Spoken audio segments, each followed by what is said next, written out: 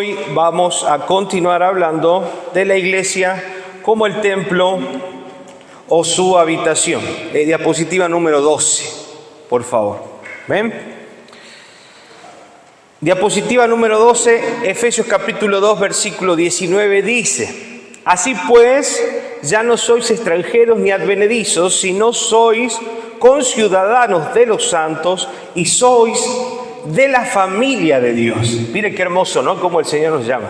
Ya no somos arrimados, no somos gente extraña que ha llegado a un lugar, sino que ahora el Señor nos convoca como conciudadanos o parte de esa ciudadanía celestial y espiritual de los santos y parte de una familia celestial, una familia del Señor. Edificado, versículo 20, edificado sobre el fundamento de los apóstoles y profetas, que está hablando acerca de la revelación de su palabra, que recibimos gracias a la revelación que han recibido los profetas y apóstoles en el Nuevo Testamento, siendo Cristo Jesús la piedra angular, versículo 11, en quien también todo el edificio bien ajustado va creciendo para ser un templo santo en el Señor. Versículo 22, en quien también vosotros sois juntamente edificados como morada de Dios en el Espíritu.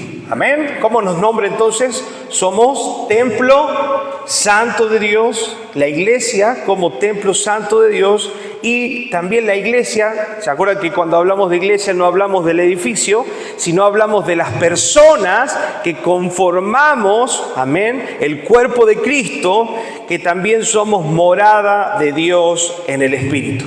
La iglesia exhibe la gloria de Dios, Efesios capítulo 3, versículo 8, así a mí, que soy menos que el más pequeño de todos los santos, dice el apóstol Pablo, se me concedió esta gracia, anunciar a los gentiles las inescrutables riquezas de Cristo y sacar a la luz cuál es la dispensación del misterio de todos los siglos, que por todos los siglos ha estado oculto en Dios, creador de todas las cosas. Versículo 10, a fin de que la infinita sabiduría de Dios sea ahora dada a conocer por medio de ¿quién?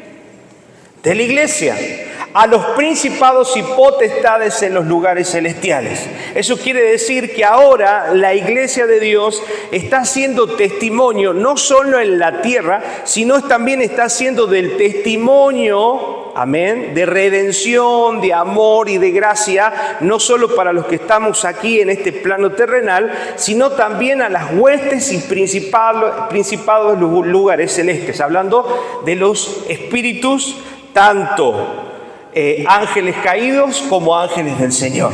La iglesia de alguna manera está testificando de la gloria de Dios a las huestes espirituales de maldad. Amén. O sea que la iglesia marca un hito no solo en lo terrenal, sino también marca o es testimonio de Cristo y del amor de Dios al nivel universal y cósmico. ¿Sí? Cuando yo hablo de cósmico, imagínense las galaxias, el universo y toda la creación de Dios está siendo testigo de la gracia y del amor de Dios por medio de ¿quién?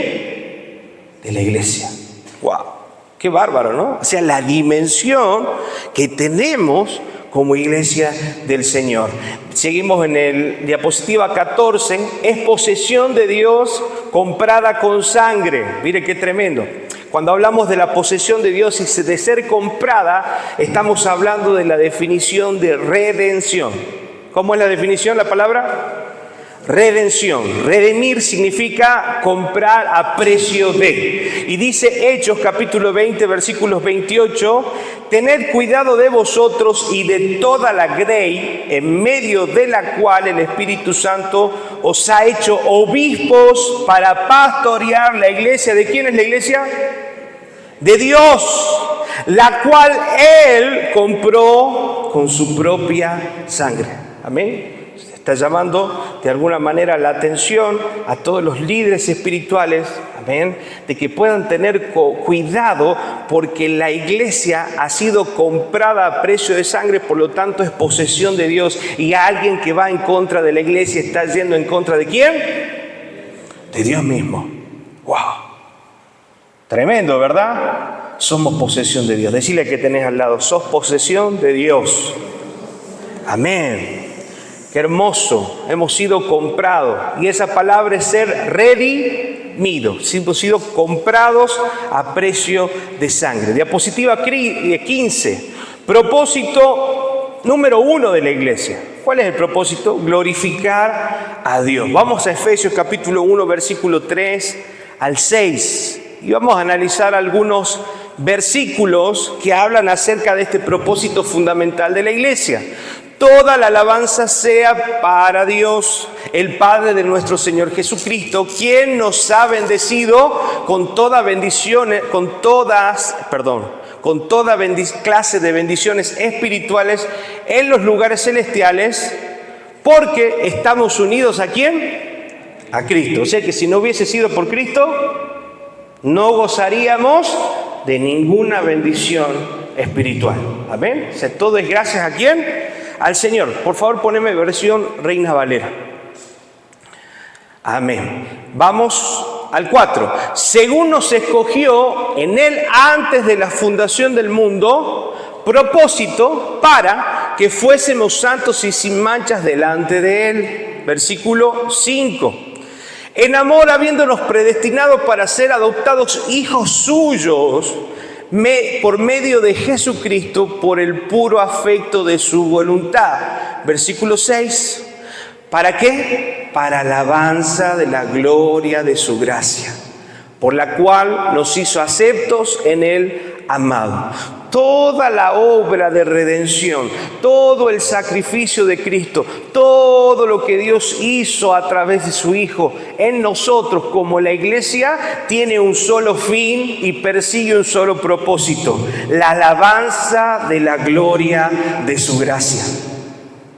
Amén. O sea que el propósito fundamental de ser escogidos, el propósito fundamental de ser parte de la iglesia de Cristo, el propósito fundamental de ser el cuerpo de Cristo es que como cuerpo llevemos gloria, honra y honor a Dios con lo que hacemos como iglesia y en lo personal.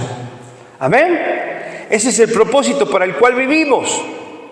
Efesios capítulo 3, versículo 8, en la diapositiva 15, dice: y a mí, que soy menos que uno de los pequeños de todos los santos, se me concibió esta gracia, a anunciar a los gentiles las inescrutables riquezas de Cristo, para sacar a la luz cuál es la dispensación del misterio que por los siglos ha estado oculto en Dios, creador de todas las cosas. Versículo 10, a fin de que la infinita sabiduría de Dios sea ahora dada a conocer por medio de la iglesia. Creo que lo leímos también anteriormente. Amén. Vemos también entonces la iglesia como ese agente partícipe por medio del cual el Señor muestra su infinita gracia, su infinita sabiduría, su infinito poder, su infinita justicia. O sea que la iglesia debe reflejar el carácter pleno de Cristo en la tierra para poder glorificar a Dios.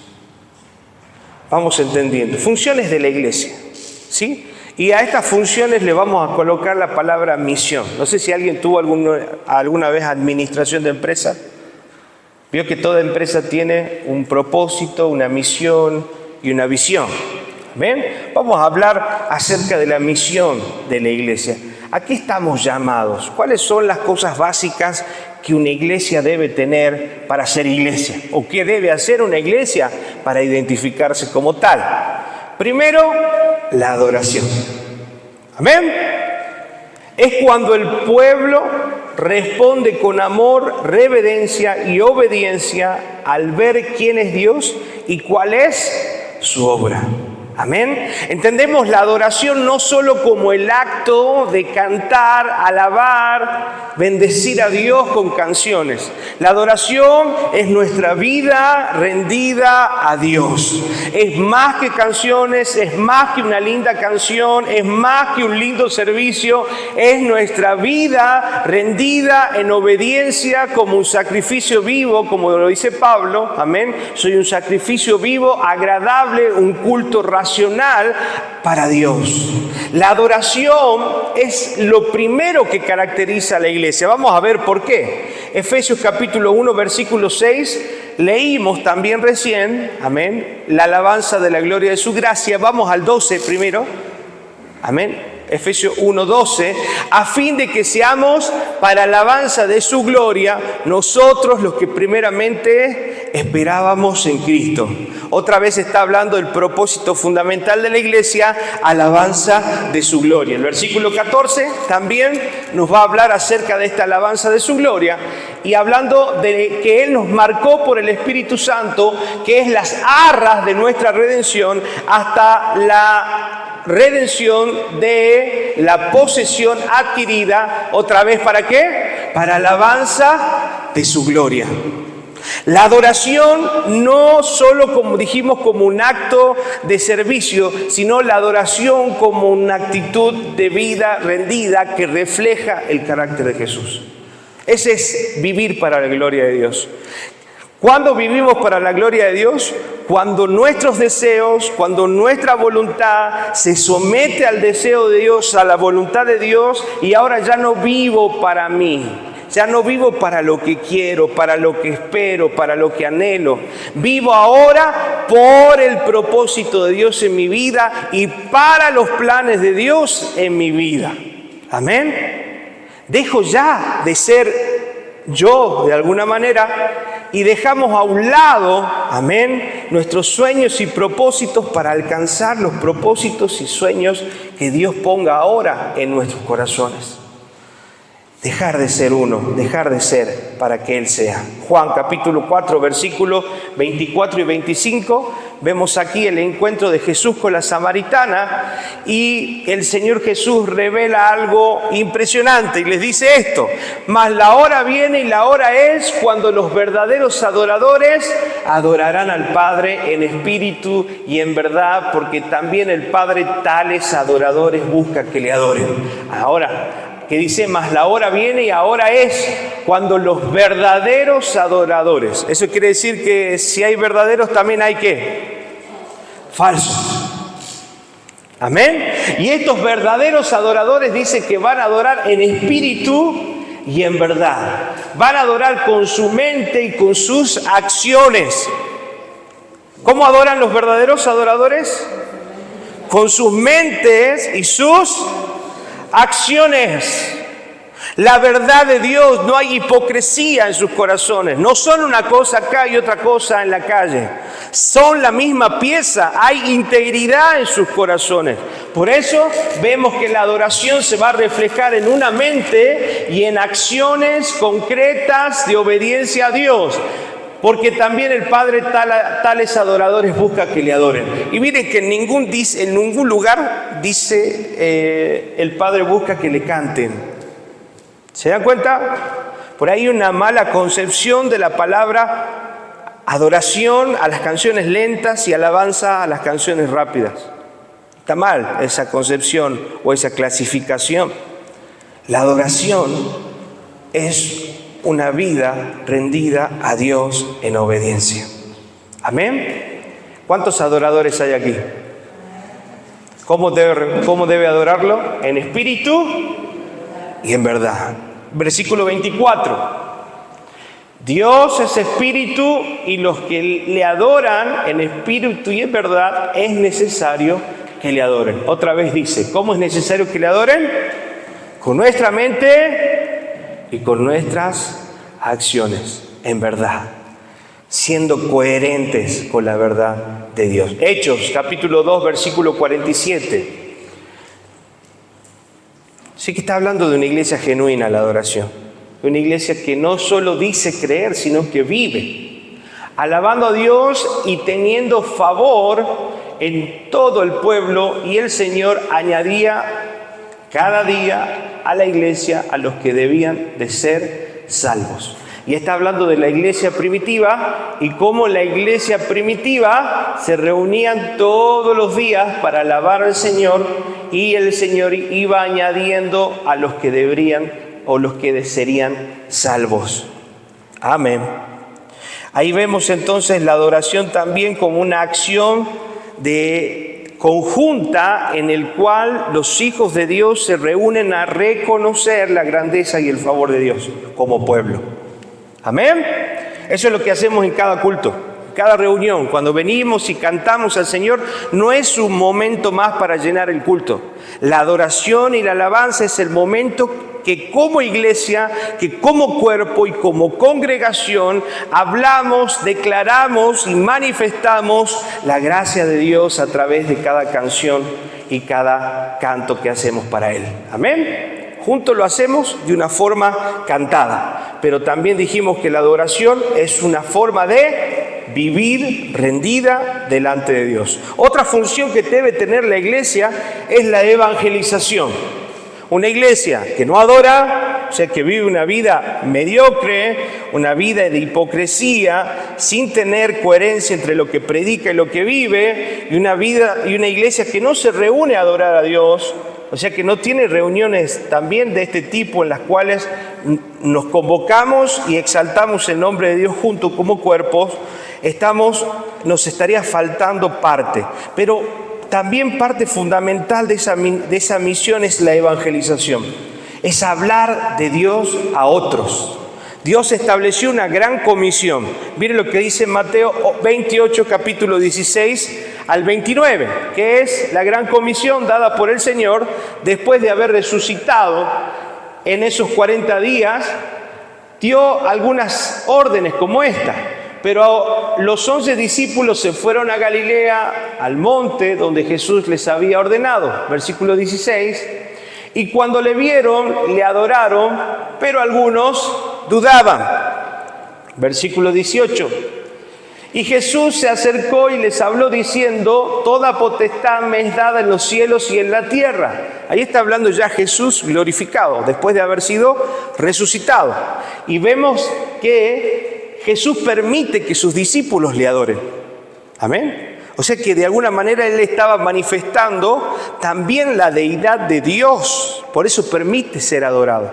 Amén. ¿Se acuerdan que la palabra también en ese tiempo muchos eran confundidos y adoraban a ángeles? Entonces la adoración no estaba permitida para nadie más que no sea Dios.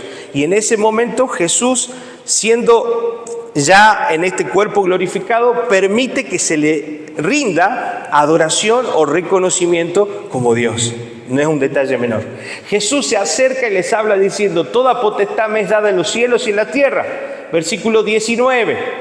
Por tanto, y ahí viene la orden, la gran comisión: id y haced discípulos a todas las naciones, bautizándolos en el nombre del Padre, del Hijo y del Espíritu Santo, que es lo que hacemos como iglesia. Pero ¿qué debemos hacer? Ir y hacer discípulos. ¿Qué debe hacer la iglesia? Enviar, salir, predicar. Esa es parte de la misión de la iglesia. Una iglesia que no está evangelizando, una iglesia que no está yendo, no está cumpliendo con su misión. ¿Me está entendiendo? O sea que como iglesia debe empezar en nuestro corazón a surgir este hambre por la evangelización. Debe empezar a inquietarnos algo por decir: no estamos cumpliendo con el propósito, por la misión para lo cual el Señor nos ha creado como iglesia y como cuerpo. La evangelización es parte también fundamental de la misión como iglesia. Versículo 20 dice: y enseñándoles, ¿qué les dice? Ir primero, hacer discípulos, bautizarlos, pero también discípulenlos, enséñenles que guarden las cosas que os he mandado. Y aquí que estoy con vosotros todos los días hasta el fin del mundo. Por eso no es que solamente vamos a un lugar, predicamos el evangelio y nos vamos de ahí. No, debemos hacer un trabajo, amén, para que esas personas puedan llegar a la iglesia y ser enseñadas y puedan ser discipuladas para comprender, amén, el Evangelio, la palabra de Dios, y ellos puedan desarrollar una vida espiritual y también empezar a desarrollar lo que Dios ponga en sus corazones dentro de la iglesia. Amén. Por eso es un trabajo conjunto y algunos tienen el don de evangelismo. O sea, todos tenemos que evangelizar, pero para algunos es más fácil. Ahí lo tenemos a Mónica. Cualquier persona que se le cruza, ella le predica del Señor. Allá Silvia también. Amén. A Natalia también. Entonces, es gente que tiene una gracia especial para el evangelismo y Graciela me imagino que también, ¿sí? Habla mucho Graciela, pero debe tener facilidad para hablar del Señor y si no la tiene, estoy creyendo que Dios va a poner una gracia para poder predicar. Amén. Hay personas que tienen esa gracia de Dios. Lo mío es enseñar, por ejemplo, pero también tengo que predicar y lo hago. Amén. Entonces todos estamos llamados a predicar e ir. Como iglesia tenemos que tener ese fuego ferviente en nuestros corazones de no quedarnos solamente en las cuatro paredes mirándonos a la cara, sino también de ir y predicar como estamos haciendo, por ejemplo, con el Kilo de Amor, donde estamos juntando alimentos para antes de la fiesta, hacer un evento evangelístico y casa por casa en ese lugar predicando la palabra. Amén. Nos vamos preparando y eso debe estar en nuestro corazón. El evangelismo, dijimos entonces, parte de esta misión. La instrucción y la predicación. Si una iglesia no tiene instrucción, si no hay palabra, si no hay enseñanza, no es iglesia tampoco. Amén. Por eso es muy importante que aquellos que se creen o son parte del cuerpo de Cristo puedan venir a los discipulados.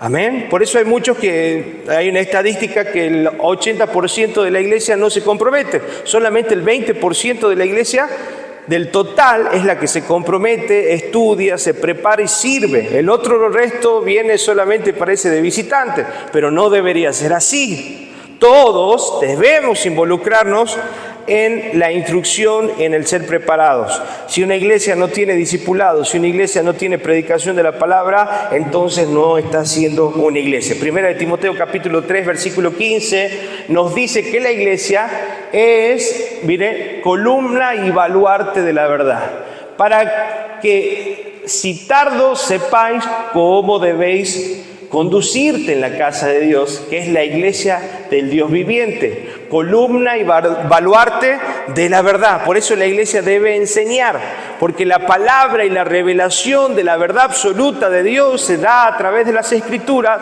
por medio de su iglesia. Amén. Por eso la iglesia debe fundamentarse y debe prepararse teológicamente en las Escrituras para defender en todo momento la verdad, porque somos columna y baluarte de la verdad. En una sociedad que se corrompe, en una sociedad que va en contra de los principios de Dios, la iglesia y nosotros como parte de ese cuerpo debemos estar preparados para defender y dar batalla con la verdad de Dios. Amén. Importante. Paso al siguiente, la coinonía. La coinonía, la comunión con los hermanos, es parte fundamental, porque si no, no podemos llamarnos iglesia. Amén. Le digo a los pastores también, entre pastores deben reunirse, deben preguntarse cómo están los unos a los otros. Y como hermanos también deben preguntarse cómo están, deben preguntar qué situaciones están pasando, orar los unos por los otros, hacer realmente de este lugar una familia espiritual. No solo un lugar de reunión, no solo un lugar de preparación, sino un lugar familiar, amén, donde el Espíritu de Dios se mueva en ese amor fraternal y todos aquí podamos considerarnos y preocuparnos los unos por los otros. Miren lo que dice en esto el libro de Hechos capítulo 2 versículo 42 al 46, hablando del ejemplo de la iglesia primitiva. Dice, y perseveraban en la doctrina de los apóstoles. Eso quiere decir que ¿qué hacía la iglesia primitiva? ¿Estudiaba o no estudiaba? Estudiaba la palabra. Perseveraban en la doctrina de los apóstoles, en la comunión unos con otros, en el partimiento del pan y las oraciones. Eso quiere decir que compartían la cena del Señor. Todas las reuniones, ellos compartían la cena del Señor. Nosotros lo hacemos una vez al mes, pero ellos todas las reuniones compartían la cena del Señor. Versículo 43 dice, y sobrevino temor a toda persona y muchos y muchas maravillas y señales eran hechas por los apóstoles. Versículo 44. Todos los que habían creído estaban juntos y tenían en común todas las cosas. Amén. Sabemos que el contexto de ese momento era un contexto de persecución, donde no podía decirse abiertamente que eran cristianos porque eran perseguidos. Entonces decidieron juntarse y vivir en aldeas y todos tenían todo en común. Quizás no es el contexto nuestro hoy, pero sí debemos tener el mismo espíritu de unidad, de fraternidad y de hermandad en el cual nos preocupemos los unos por los otros. Amén. El mismo espíritu. Tenían todas las cosas en común. Versículo 45. Y vendían sus propiedades y sus bienes y las partían a todos según la necesidad de cada uno. Miren, cero egoísmo. Sí, Graciela, vete tu auto porque tenemos que darle al hermano. Está loco, Mateo. No es el contexto. Sí, en ese momento había persecución, todos vivían en una misma comunidad, pero vemos el amor que tenían, en el cual no miraban por lo suyo propio, sino que veían en una visión comunitaria para poder satisfacer las necesidades de los unos a los otros. Amén. ¿Ven el amor? ¿Ven la forma? Lo mismo tiene que pasar con nosotros. Y repartían, según las necesidades. Versículo 46. Y perseverando unánimes cada día en el templo y partiendo el pan en las casas, comían juntos con alegría y sencillez de corazón. Miren cómo compartían. Amén. Juntos comían y participaban en armonía y sencillez de corazón. ¿Está viendo el amor? Amén. ¿Está viendo lo que Dios espera de nosotros como iglesia? ¿Está viendo lo que Dios quiere que realmente se mueva en este espíritu, en esta congregación y en cada cuerpo, amén, de Cristo que esté diseminado en el mundo como iglesia? Dios quiere que haya comunión, que haya amor y que podamos ver el uno por los otros. Y hablo del servicio. Entonces, miren, una iglesia sin comunión es iglesia. Una iglesia donde todos se tiran palos y se tiran dardos y se tiran misiles, ¿es iglesia? Una iglesia donde hay resentimiento, uno habla mal del otro, ¿es iglesia? No. Esta es la iglesia que Dios quiere. Amén. Una iglesia sana, una iglesia santa, una iglesia que todos vean por el otro y no por lo suyo propio. Vemos Gálatas capítulo 6, versículo 9 al 10. No nos cansemos pues de hacer el bien, porque a su tiempo segaremos si no desmayamos. Amén. Ahí cuando hablamos no nos cansemos de hacer el bien, está hablando también del servicio. Amén. Nuestra vida dentro de la iglesia y como misión de la iglesia es poder estar al servicio los unos de los otros. Ya vamos a ver varios versículos que hablan sobre esto. Versículo 10. Así que, según tengamos oportunidad, hagamos bien a todos. Y hace una acotación. Y mayormente a los de la familia de la fe. Eso quiere decir, ayuden a todos, pero primero a sus hermanos en Cristo. Amén. ¿Me está entendiendo? Amén. Eso es bueno, preferirnos los unos a los otros, escogernos los unos a los otros. Ya vamos a ver más adelante, vamos a hablar un poco más acerca del tema. Pero esto del servicio, esto de la ayuda, esto del amor fraternal es importante porque es parte de la misión como iglesia. Entonces, ¿cuál es la misión de la iglesia? Lo pusimos en un cuadrito. Adoración, primeramente. Segundo, comunión, coinonía entre unos con los otros.